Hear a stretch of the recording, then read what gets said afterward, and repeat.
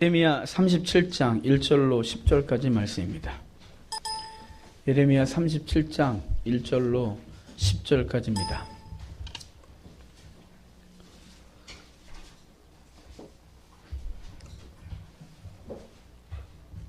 (1절부터) (10절입니다) 구약성경 1112쪽 전후에 있습니다.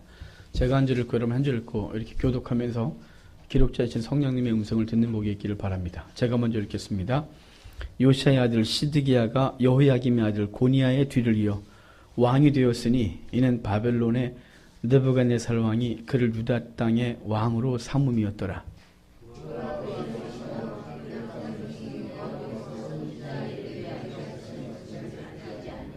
시드기야 왕이 셀렘의 아들 여호갈과 마아세의 아들 제사장 스바냐를 선지자 예레미야에게 보내 청하되 너는 우리를 위하여 우리 하나님 여호와께 기도하라 하였으니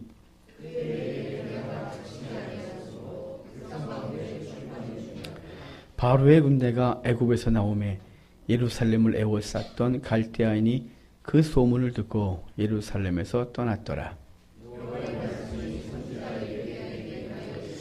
이스라엘의 하나님 여호와께서 이와 같이 말씀하시니라. 너희를 보내어 내게 구하게 한 유다의 왕에게 아뢰라. 너희를 도우려고 나왔던 바로의 군대는 자기 땅 애굽으로 돌아가겠고 여호와께서 이와 같이 말씀하시니라. 너희는 스스로 속여 말하기를 갈대아인이 반드시 우리를 떠나리라 하지 말라. 그들이 떠나지 아니하리라.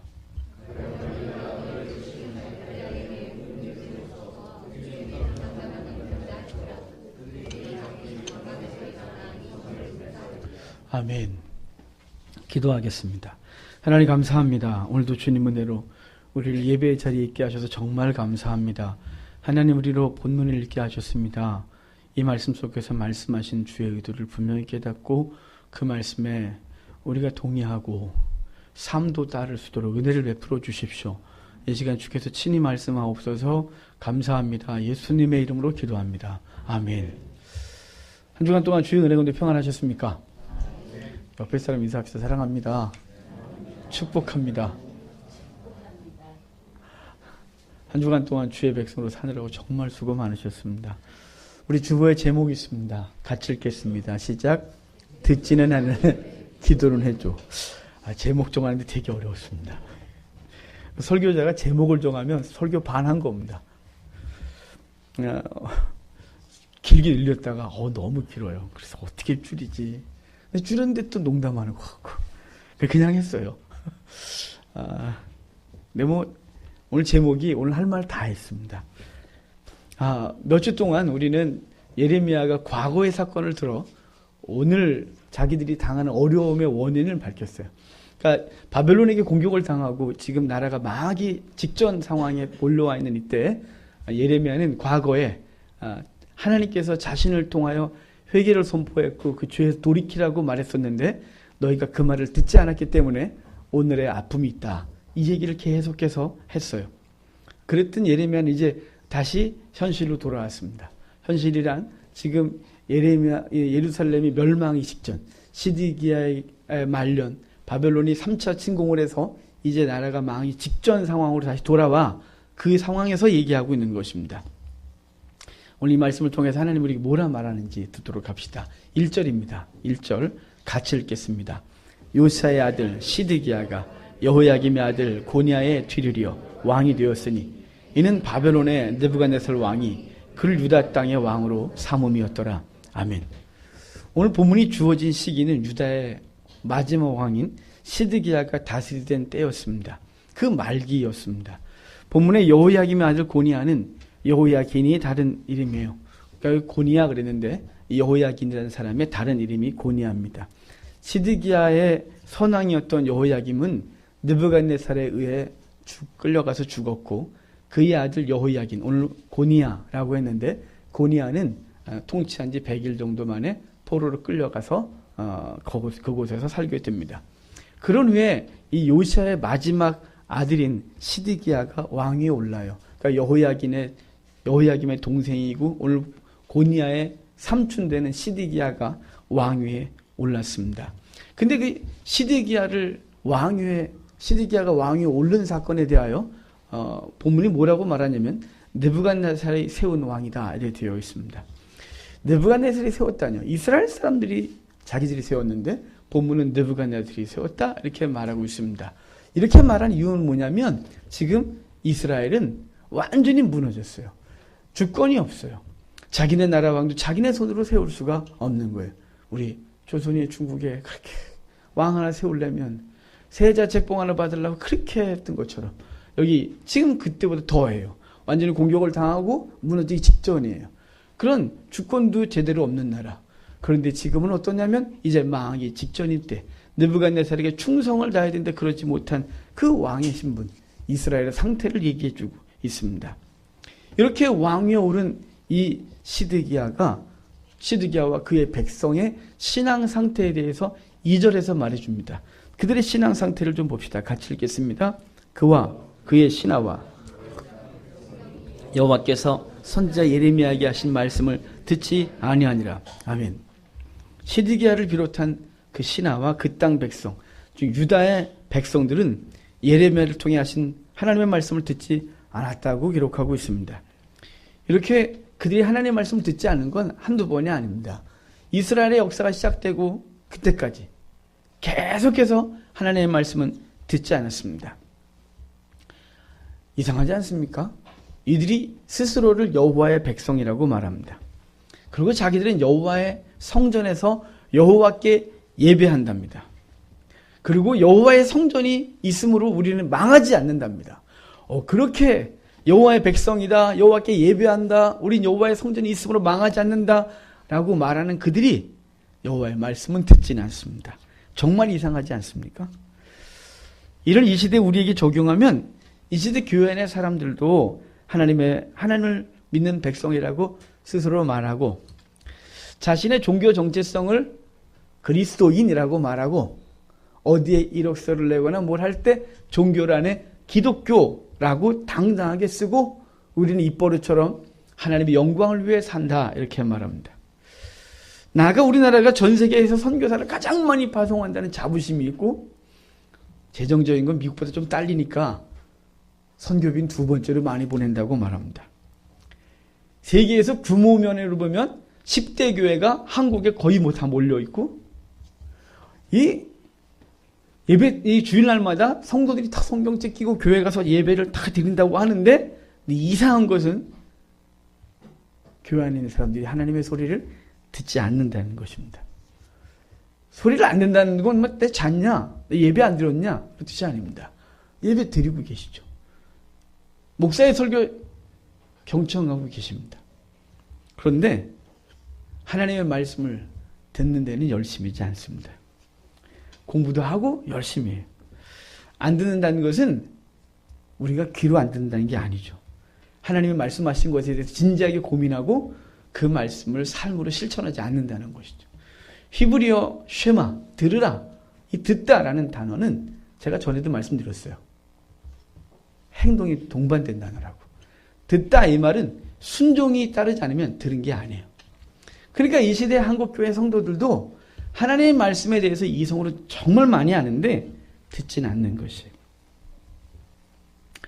듣기 원하는 것은 우리의 욕심을 지지해주는 소리뿐입니다. 주를 위해 죽고 주의 백성답게 살아가며 그리스도라는 말에 부끄럽지 않게 살아가라는 그 말에는 귀 기울이지 아니합니다. 좀 예를 좀 들어볼까요? 우리가 주의 말씀을 듣는데 자꾸 안 듣는다 그러냐? 들어볼게요. 제가 이걸 예를 들으니까 성경이 너무 많아서 성경을 다 들고 와야 될 것 같았어요. 그 중에 생각난 거 하면 몇 개 적었어요. 저 원수를 사랑하라. 이렇게 말씀했습니다. 원수를 사랑하라. 너 잘 알아요. 무지하게 잘 알죠, 그거. 그런데 그 말씀을 실천하고 사는 사람은 많지 않습니다. 누군가가 내게 원한을 품으면, 누군가가 내게 잘못하면 그때부터 볼 생각을 안 합니다. 주님이 이렇게 말씀했습니다. 너희는 세상의 소금이다. 너희의 착한 행실을 보고 하늘에 계신 너희 아버지께 영광을 돌리게 해라. 소금이라고 했고 착한 행실을 보게 하라고 했는데 이 착한 행실이 자기에게 이익이 될 때는 잘 하는데 자기에게 이익이 잘 안 되면 착한 행실은 저리 가 있고 잠시 어둠이고 싶을 때가 있습니다. 그래서 요한일서는 이렇게 말해요. 하나님과 사귐이 있다고 하면 빛 가운데 거해야 되고, 만약에 어둠 가운데 거하고 있으면서 하나님과 사귐이 있다고 한다면 거짓말하는 자다. 이렇게 말했습니다. 선을 행하되 낙심하지 마라 이렇게 했습니다. 근데 우리 얼마나 잘 낙심합니까? 선을 좀 했는데 상대가 나한테 뭐 오는 게 없어요. 우리가 뭘 좀 줬는데 고맙다는 말을 잘 안 해요. 줬는데 오는 건 욕이에요. 그만해. 이게 우리가 갖고 있는 것이죠. 낙심하는 무지하게 잘해요. 내 오른뺨을 치고도 왼뺨도 돌로 달았는데 오른뺨 치면 이게 뺨따구를 다 때려 속이 시원해요. 왼뺨을 돌로 대는 건 절대로 할 수 없어요. 주님이 이렇게 말했어요. 우리도 그의 치욕을 짊어지고 영문 밖으로 나아가자. 주님께서 우리를 위해 그 부끄러운 십자가 지신 것처럼 우리도 우리에게 주어진 치욕을 짊어지고 영문 밖으로 나아가자 했는데, 영문 밖으로 나가는 건 싫고 우리의 머리에 면류관 쓰는 것만 바랍니다. 그러니까 우리가 하나님의 말씀 듣는다고 하는데 이성으로는 잘하는데 삶 속에서 그것이 드러나지 않아요. 듣는 게 아니에요. 찬송가 중에 제가 찬송을 하다가 부끄러운 찬송이 있어요. 하면 그 찬송을 가끔 하긴 하지만 하면서 이 마음속에 아주 힘이 든 찬송이 있어요. 신학생 때 아주 많이 불렀어요. 부름받아 나서니 몸, 이 찬양이죠. 가사가 이래요. 부름받아 나서니 몸 어딘지 가오리다. 괴로우나 즐거우나 주만 따라 가오리니 어느 누가 막으리까 죽음인들 막으리까. 2절은 또 이렇습니다. 아골골짝 빈들여도 복음 들고 가오리다. 소돔 같은 거리에도 사랑 안고 찾아가서 종의 몸에 지는 것도 아낌없이 드리리다. 여기까지 그래도 막 다짐을 하면서 이를 악물고 손을 팍 붙들고 눈물 찔끔 흘리면서 합니다. 근데 문제는 3절입니다. 3절에 오면 하기가 너무 힘들어요. 가사가 이래요. 존귀 영광 모든 권세 주님 홀로 받으소서. 멸시천대 십자가는 제가 지고 가오리다. 이름 없이 빛도 없이 감사하며 섬기리다. 제가 막 가기를 원하는 건 그 뒤에 결과가 영광스럽고 칭찬받고 막 높이 되고 유명해지고 막 이런 것이 저 바탕에 있는데 3절에 오면 할 수가 없어요. 그래서 예전에 제가 부르던 찬송가는 이렇게 고쳐놨어요. 제가 존귀 영광 모든 권세 주님 홀로 받으소서. 멸시천대 십자가도 주님 지고 가셨습니다. 이렇게 불렀어요. 도저히 내 지겠다고 말할 수가 없는 거예요. 내 양심상 저는 그걸 원치 않아요. 누군가가 제게 조금이라도 내가 원하지 않는 부끄러움과 천대를 하려고 하면 내가 주의 백성으로 이것을 감당하는 게 감사합니다. 이렇게 하고 싶지 않아요. 누가 저를 무시하거나 저한테 이렇게 하면 마음이 안 편해요. 가끔 상처받지 마십시오. 뭐가 문제가 있을 때 목사님 이거요 이러면 가끔 상처받습니다. 자기가 하지. 몇 년 전에 화장실이 예배 끝나는 저기 막 넘쳤어요. 설교 끝나고 막 인사했는데 막 내려와요. 목사님 화장실이 넘쳐요. 그래서 가서 막 손으로 막 하는데 마음이요.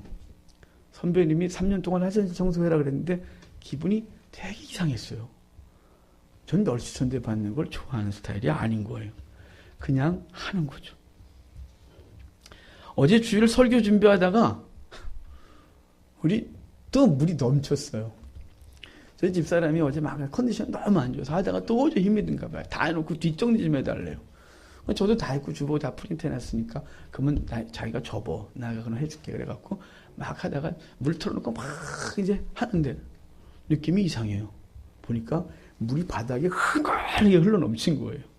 그래서 얼른 그거 막 퍼담고 막 하고 그리고 그 손을 넣어갖고 막 펌핑을 넣어서 펌핑을 쫙 빠져나가는데 잘 아시는 냄새가 얼마나 심한지.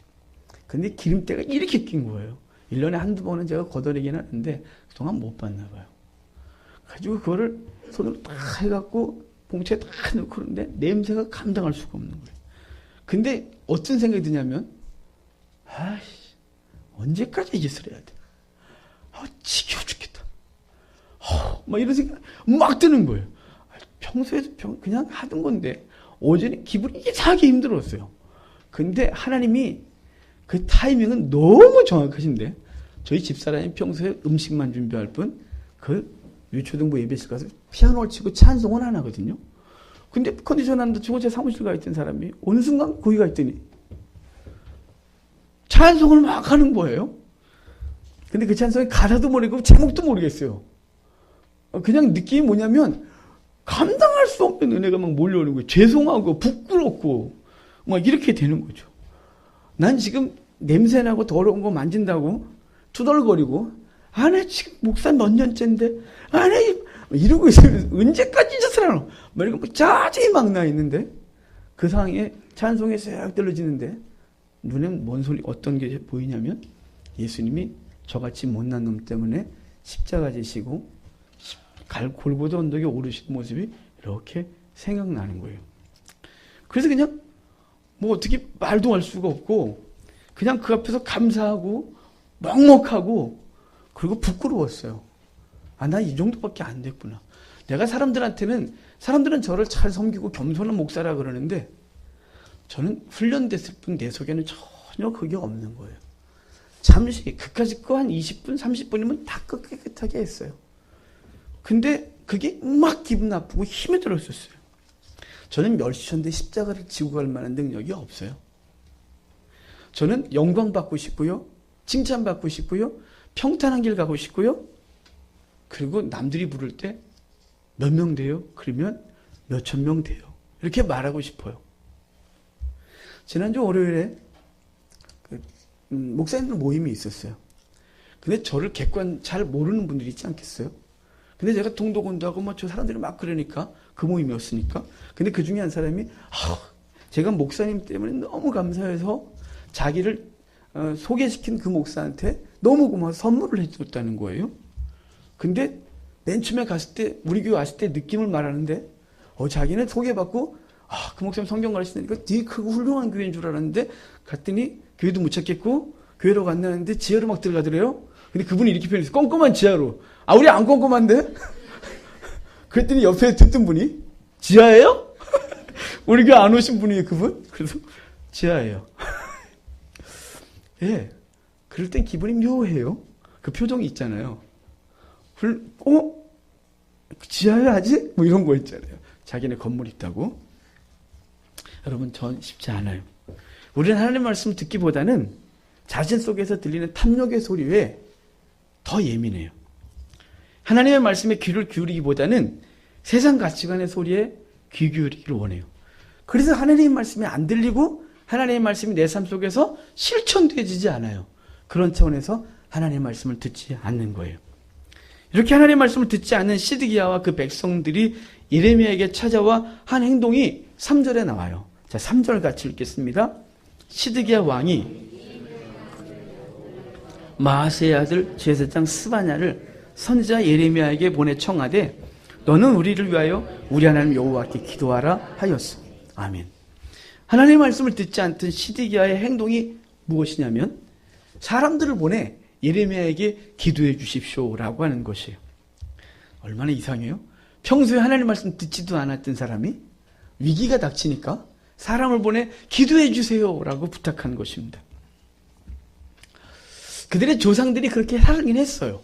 막 나쁜 짓 하다가 위기가 딱 오면 하나님 앞에 기도하면 주님이 언제 너희가 나한테 그랬냐?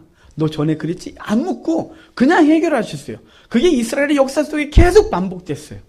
그러니까 지금 이 시드기야도 지금 도와달라고 기도하고 있는 것이죠. 시드기야가 기대했던 건 히스기야 때 18만 5천 명의 아수르 병사들을 한 방에 물리신 하나님의 역사를 오늘도 해결하고 오늘도 이루어 주시라고 평소에 하나님과 관계없이 살다가 도움을 구하러 온 것이죠. 이 기도에 대한 얘기를 좀 더 봐야 되는데 4절 5절 다시 더 읽겠습니다. 4절과 5절 같이 읽겠습니다. 그때 백성 가운데 출입하는 중이었더라. 바로의 군대가 애굽에서 나오매 예루살렘을 에워쌌던 갈대아인이 그 소문을 듣고 예루살렘에서 떠났더라. 아멘. 부분을 자세히 보면 당시 예레미야는 갇히지 않고 노임받은 상태다 그래요. 또 애굽 군대가 애굽에서 올라오는 것 때문에 바벨론의 군대가 예루살렘을 포위를 풀고 애국 군대를 대항하러 내려갔다고 기록하고 있습니다. 그러니까 지금 시드기야가 예레미야에게 와서 기도를 부탁한 것은 포위를 풀어주소서라기보다는 지금 이 완전히 바벨론을 물리쳐 달라고, 완전히 끝내달라고 하는 것이죠. 잠시 해방이 아니라 걔네가 다시 올 거를 자기도 알기 때문이겠죠. 그리고 자기들이 도움을 구했던 이집트 군대들이 올라와서 그들을 다 이겨달라고, 아니 이집트 군대에 힘을 줘갖고 바벨론 군대에 싹 쓸어달라고 기도를 부탁하는 것이겠죠. 인간의 모습이 모두 이럴 것이라고 여겨집니다. 평소에 하나님의 말씀엔 전혀 귀 기울이지 않다가 위기에 처하면 그때서야 하나님을 찾는 간사하고 어리석은 것이 저와 여러분의 모습 같습니다. 사실 시드기야는 하나님의 전능하신 도움을 기대했을 것입니다. 조상들이 그러했고 그랬었습니다. 그런데 항상 그랬었으니까요. 그러니까 이 시드기야도 이번에도 또 하나님이 그렇게 하실 줄 믿고 기도를 요청했는데 이번엔 하나님이 그렇게 하고 싶지 않으셨습니다. 이번엔 하나님이 단호하셨습니다. 당신의 자녀들을 향한 하나님의 아버지의 단호함이 이제는 시작된 것이죠. 왜냐하면 그대로 계속 놔뒀다가는 엉망됐다가 와서 도와주소서 해결하고 했더니 이들이 계속해서 하나님 앞에 그렇게 살아가는 것입니다. 그래서 하나님이 이번에는 당신의 백성들을 징계하기로 작정하신 것입니다. 왜냐하면 더 내어버렸다가는 완전히 망가질 것을 아셨기 때문인 것입니다.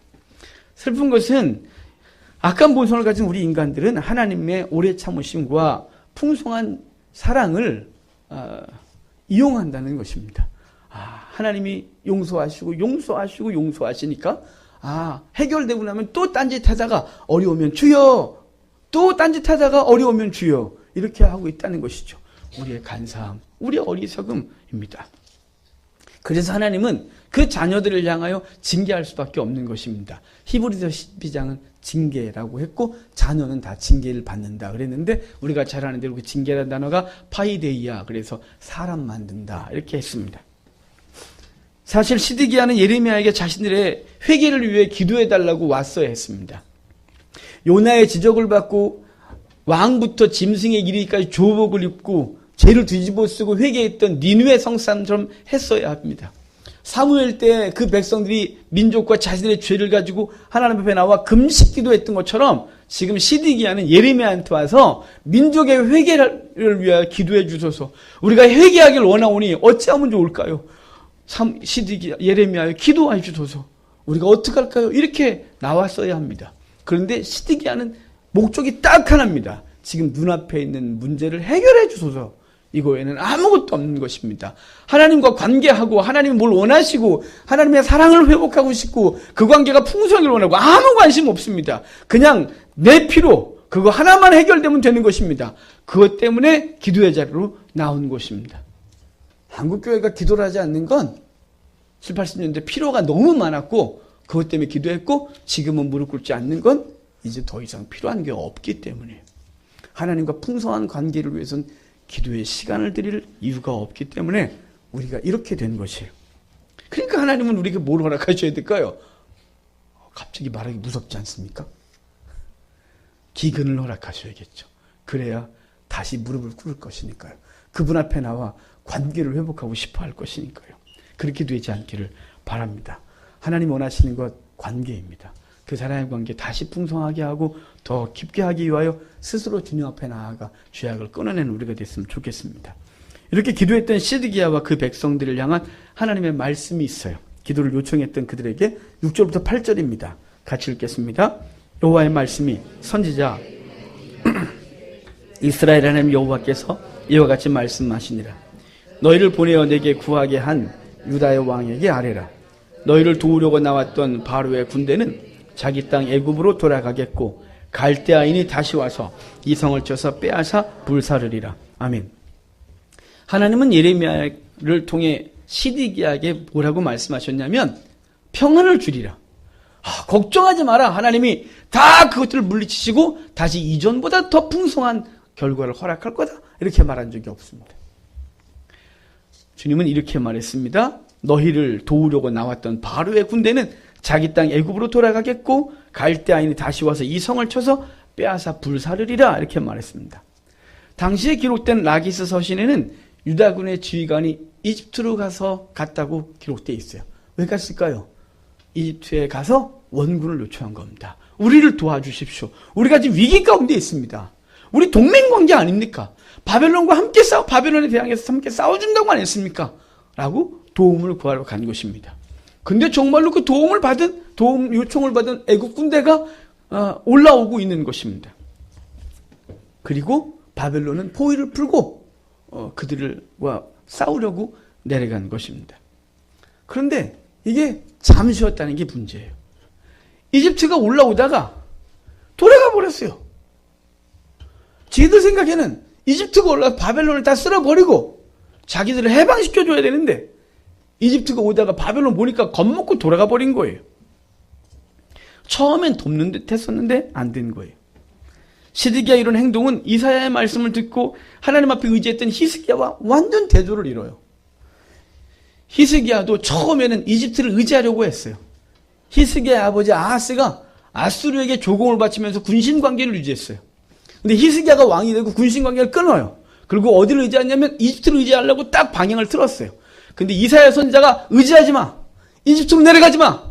하나님만 의지해. 그랬더니 히스기야가 자신의 이성과 환경은 이집트라도 의지해야 되는데 하나님 말씀 앞에 아멘 하고 그 말도 안 되는 싸움을 벌여 이집트 군사 18만, 아수르 군사 18만 5천을 이기고 승리를 거두는 사람이 히스기야였어요. 근데 오늘 본문의 시드기야는 예레미야를 통해 끊임없이 말씀을 들었어요. 이집트 의지하지 말라고. 오직 하나님만 바라보라고. 그런데 그 말 닫고, 그 귀 닫고 이집트로 가서 군대를 요청했어요. 근데 잠시 자기의 지혜가 능력을 바라는 것 같았어요. 역시 우리는 탁월해. 역시 이게 최상이야. 하나님 앞에 의지해봐야 되는 게 있니? 아무것도 없어. 결과가 없잖아. 봐봐. 무섭잖아. 우리 의지할 때는 애굽밖에 없어. 그래서 애굽이 올라오는 것을 위로받았을 거예요. 그런데 그것은 능력이 안 돼요. 지를 살겠다고 도망가 버렸어요. 결국은 바벨론이 돌아와 이스라엘을 완전히 불태워버리고 끝내버렸어요. 여러분, 우리의 잔꾀를 의지하지 마십시오. 여러분의 잔꾀보다 더 능력 있는 분은 누구냐면 하나님이십니다. 우리의 방법으로 뭔가를 하려고 하고 세상은 그렇게 사는 거야 라고 세상은 가르칩니다. 우리에게. 정당한 방법이 아니라 편법을 부리게 하고 하나님의 방법이 아니라 세상 방법으로 그것들을 행하라고 우리에게 그것이 지혜라고 자꾸 말합니다. 그렇지만 주의 백성들은 뭐에 귀 기울여지면 하나님의 전능하심을 바라보고 그분 앞에 서야 하는 것입니다. 그것이 진정한 지혜입니다. 사람을 의지하려고 하고 환경 의지하려고 하고 잔꾀를 부리려고 하면 오늘 본문의 말씀이 그대로 이루는 것입니다. 다시 와서 이성을 쳐서 빼앗아 불사르리라. 순간의 위기를 극복하려고 그리고 지금 당장 답답한 걸 해결하려고 사람의 방법을 사용하면 뭔가 됩니다. 안 되지 않습니다, 여러분. 됩니다. 이 세상은 사람을 통해 다 일이 됩니다. 하지만 하나님의 방법이 아니기에 결과가 비참해지고 결과가 슬퍼지고 그리고 부끄러움을 당하게 되는 것입니다. 그러므로 우리의 일상의 문제들을 하나님 앞에서 어떻게 해냐고 묻고 바른 방법으로 살아가야 하는 것입니다. 그래야 장래가 아름답습니다. 결과가 아름답습니다. 미래가 평안한 것입니다. 지금 당장 눈앞의 문제 해결하려고 하나님을 등지는 어리석은 자가 되지 마시길 바랍니다. 이렇게 어리석은 결정을 하고 험한 것을 의지한 시드기야와 그 백성들에게 하나님께서 주신 말씀이 있어요. 자, 9절입니다. 9절 같이 읽겠습니다. 여호와께서 이와 같이 갈대아인이 반드시 우리를 떠나리라 하지 말라. 그들이 떠나지 아니하리라. 여기 주님은 이렇게 말해요. 너희는 스스로 속여 말하지 말라 이렇게 말해요. 스스로 속인대요, 너희가. 아니, 이스라엘 백성들이 대체 뭘 스스로 속였다는 것일까요? 그것은 하나님의 말씀과 상관없이 자신들이 이루어지길 원하는 것, 그것을 하고 그것을 해놓고 인간적인 방법을 해놓고 반드시 이루어질 것이라고 믿는 것, 그것을 스스로를 속이는 것이라고 말하는 거예요. 같은 시대에 이스라엘 백성들을 향하여 말씀을 선포했던 에스겔이 이 스스로 속이는 것이 무엇인지에 대한 얘기를 잘해줬어요. 에스겔서 16장 6절로 7절에 이렇게 말씀해주고 있습니다. 여호와께서 말씀하셨다고 하는 자들이 허탄한 것과 거짓된 점괘를 보며 사람들에게 그 말이 확실히 이루어지기를 바라게 하거니와 그들은 여호와가 보낸 자가 아니라 너희가 말하기는 여호와의 말씀이라 하여도 내가 말한 것이 아닌즉 어찌 허탄한 묵시를 보며 거짓된 점괘를 말한 것이 아니냐 이렇게 말해요. 거짓 선자들이 충동질을 하는 거예요. 인간이 듣기 좋은 사람들이 원하는 얘기를 하나님의 말씀 그럴듯하게 하나님의 말씀 포장해서 얘기를 해주는 거예요. 그리고 그것을 듣는 사람들은 그것이 이루어질 줄 믿는 거예요. 하나님의 뜻이 아닌데 하나님은 그걸 원하지 않는데 이 간사한 인간들이 그 사람이 기뻐하고 원하는 얘기들을 해주는 거예요. 잘 돼요. 걱정하지 마세요. 세상은 다 그렇게 사는 거예요. 봐요. 저분 잘 되잖아요. 봐요. 다 괜찮아요. 이렇게 말해주는 거예요. 거짓 점괘를 보는 거죠. 내가 있잖아요. 기도를 했는데 하나님 말씀하셨어요. 집사님에게 이렇게 복을 주신대요. 염려하지 마요. 하나님이 그렇게 말한 적이 없는데 지들이 막 말하는 거예요. 그리고 그것을 강력하게 믿기를 바라는 거예요. 아, 목사님 제가 그렇게 아니 믿으라고. 목사가 그렇게 말하면 아멘 해야지. 이러면서 강력하게 믿게 하는 거예요. 그걸 스스로 속인다 이렇게 말하는 거예요. 사람들이요. 매년 연말이 되면 우리 한국교회 성도들이 거짓 선지자들한테 속고 그것이 이루어지기를 굳게 믿으며 스스로를 속이는 짓을 해요. 딱 300구절 갖고 한국교회 성도들이 올해 주신 하나님의 말씀이라고 이걸 뽑아요. 그리고 막세 묻혀놓고 올해 이걸 줬다고 할렐루야. 들어가 나가도 복을 받으리라. 내가 무엇을 하든 형통하리라. 내가 너무 함께하리라. 이런 얘기만 다 써놨어요. 올해 주신 하나님의 말씀이래요. 이런 사기가 있습니까? 그걸 받아들고 평안하고 올해는 잘 될 거야. 삶은 하나도 안 바뀌었으면서 하나님이 기뻐하는 삶은 하나도 행하지 않으면서 이런 거짓 점괘를 믿으면서 그것이 이루어지기를 굳게 믿는 스스로를 속이고 있는 이 답답한 현실을 우리는 겪는 거예요. 하나님의 말씀 듣고 싶지 않아요. 지가 듣고 싶은 것만 듣는 거예요.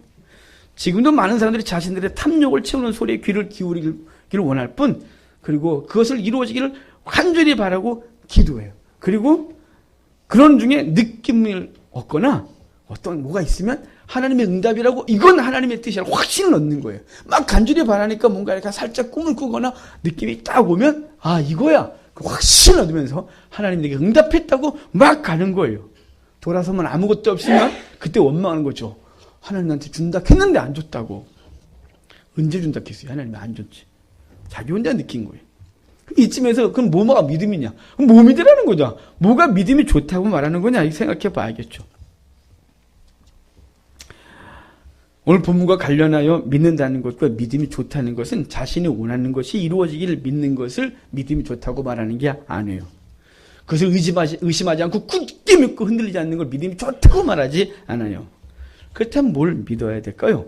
주님께서 이미 우리에게 말씀해 주시는 게 있어요. 우리에게 매일 하라고 가르쳐 주셨던 매일 하나님 앞에 주기도문 하잖아요. 그 주기도문 속에 있어요. 하늘에서 뜻이 이루어진 것처럼 이 땅에서 이루어지길 원하나이다. 예, 그것의 가장 기본은 하나님의 구원 사역이 이 땅에서 이루어지길 원한다는 거예요. 일상의 삶 속에서 그것을 우리의 삶에게 적용하면 뭐냐면 내가 원하는 것이 이루어지길 바랍니다가 아니에요. 하나님이 원하는 것이 내 삶 속에 이루어지기를 바라는 것을 믿는 거예요. 그러니까 내가 지금 이거 갖고 싶어요. 근데 이거 주소서가 아니라 하나님이 이것이 내게 필요하면 그것이 이루어지기를 원하나이다. 뭐 이렇게 하는 것이. 그리고 그것을 바라고 믿고 있는 것이죠. 그리고 그것이 내가 원하는 것과 상관없다 할지라도 그것을 기꺼이 받아들이고 하나님 앞에 기쁨으로 그 환경을 감사함으로 살아가는 거예요.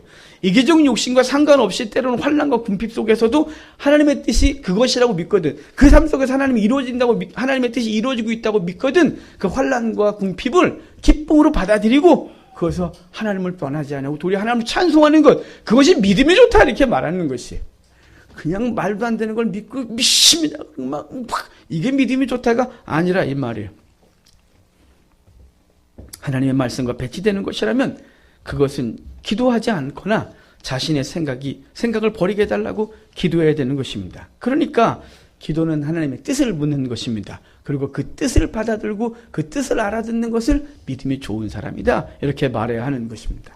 성도 여러분, 바라기는 자신의 욕심을 하나님의 뜻이라고 믿거나 느낌이나 분위기를 하나님이 응답했다고 말하면서 허무한 것을 확신하는 어리석은 자들이 되지 않기를 바랍니다. 탐욕을 내려놓아야 하나님의 뜻이 온전히 보입니다. 하나님의 뜻에 대해서 온전히 알려면 내가 원하는 것을 일단 내려놓고 주여 어떻게 해야 됩니까? 이렇게 해야 되는 거예요. 저희 딸내미가 신학생이잖아요. 근데 신학교 가면 꼭 선배들이 이거부터 가르쳐요. 배우자 위해서 기도하라고. 저 1학년 때 입학하자마자 그걸 배웠어요. 그것도 이만큼 썼어요. A4에다. 참 이뻐야 되고 돈도 있어야 되고 믿음의 집안이어야 되고 어마어마해요. 그걸 제가 이틀 기도하다가 포기했어요. 이런 사람이 나한테 올 이유가 없어요.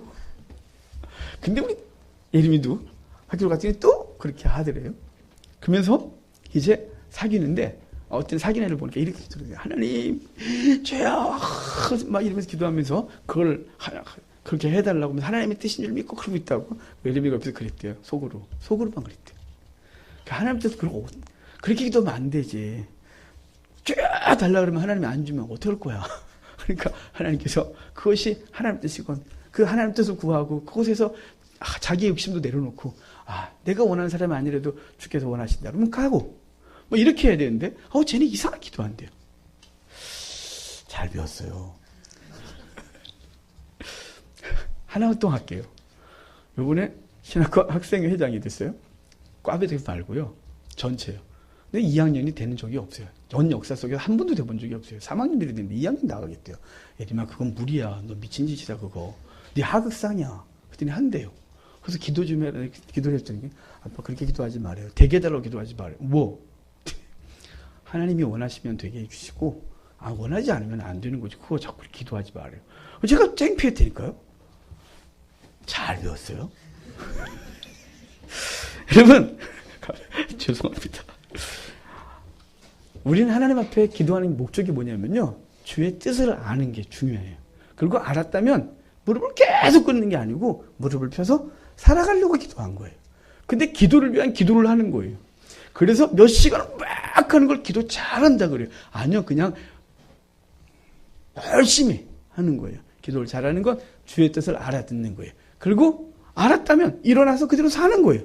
그 사람이 진짜 믿음이 좋은 사람인 거예요. 이렇게 듣지 않고 헛된 것을 의지하고 이기적인 욕심이 이루어지기만 바라면 안 돼요. 그런 사람들을 위해 하나님 마지막으로 방점을 하나 찍고 말씀했어요. 10절이에요. 어떻게 말씀하시는지 듭시다. 10절입니다. 가령 너희가 너희를 치는 갈대아인의 온 군대를 쳐서 그 중에 부상자만 남긴다 할지라도 그들이 각기 장막에서 일어나 이 성을 불사르리라. 아멘. 하나님은 시드기야에게 너희들이 바라는 대로 너희가 바벨론의 온 군대를 쳐서 이기고 바벨론의 부상자만 남는다 해도 그들이 너희를 불사르겠다 이렇게 말하는 거예요. 그러니까 너희가 아무리 잔머리를 굴리고 너희들이 아무리 애를 써도 너희들이 바르지 않기 때문에 이젠 반드시 무너질 걸 말씀하고 있는 거예요. 여러분 우리의 이기적인 기도를 이제 좀 내려놓고 하나님 뭘 원하시는지 아는 기도를 우리가 좀 힘써야 합니다. 듣지 않을래 기도는 해줘가 아니라 이제 들어야 합니다. 듣는 게 먼저입니다. 그러면 우리가 해달라는 기도의 태반은 부탁하지 않아도 될 기도들이 너무나 많습니다. 하나님께서 이스라엘을 향한 분노는 오늘 제목처럼 같아요. 듣지는 않을래. 기도를 해줘. 하나님의 분노예요. 그걸 2000년 동안 끌어왔으니까 더 이상 하나님이 이 백성을 이렇게 놔뒀다간 안 되겠는 거예요. 성도 여러분, 혹시 우리가 듣지는 않을래. 기도를 해줘의 자세를 갖고 있다면 오늘 마음을 바꿔 먹어야 됩니다. 하나님의 말씀을 온전히 듣기를 원하고 귀를 기울이고 어떻게 살까 이 고민하면서 듣는 자들이 되기를 바랍니다. 그러면 자연스럽게 무엇을 달라낸 기도 내용보다 감사할 것이 자기에게 많다는 것을 보게 되는 귀한 은혜를 입게 됩니다. 하나님의 말씀을 듣기를 원하고 그것을 듣다 보면 그러면 주님께 달라는 기도보다 주님을 위해 내가 무엇을 할까요? 라는 기도로 바뀌어있는 자신의 성숙한 모습을 발견하게 됩니다. 하나님의 말씀을 잘 듣게 되면 그러면 삶이 환란으로 가득했었는데 어느 순간 평안해져 있는 것을 봅니다. 평안이 환경이 바뀌어서 편해졌기보다는 하나님의 뜻을 알기에 기꺼이 그 고난도 어려움도 평강으로 접할 수 있는, 그래서 빌립보서 4장의 말씀대로 어떤 환경에 처하든지 평강이 깨지지 않는 능력자로 변화되어 있는 자신을 보게 되는 것입니다. 성도 여러분, 바라기는 오늘 제목만 기억하면 됩니다. 이거 30분 했어요. 사실은 제목만 읽고 내려가려고 했는데 그럼 다음에 목사가 일주일에 그거 한 번 하면서 월급 받냐 그럴까봐 30분을 떠들었어요. 그럼 제목이 있잖아요. 듣지는 않을래? 기도는 해줘. 그거 아니라고요. 이제 우리는 이렇게 바뀌어야 돼요. 들을래? 그리고 그 뜻대로 살기 위해 기도할래? 이렇게 바뀝시다. 그래서 하나님의 백성이 온전하게 되고 여러분 이 어두운 이 시대에 저와 여러분들이 주님이 원하시는 빛과 소금으로 살아가는 우리가 되길 주의 이름으로 축복합니다. 기도하겠습니다.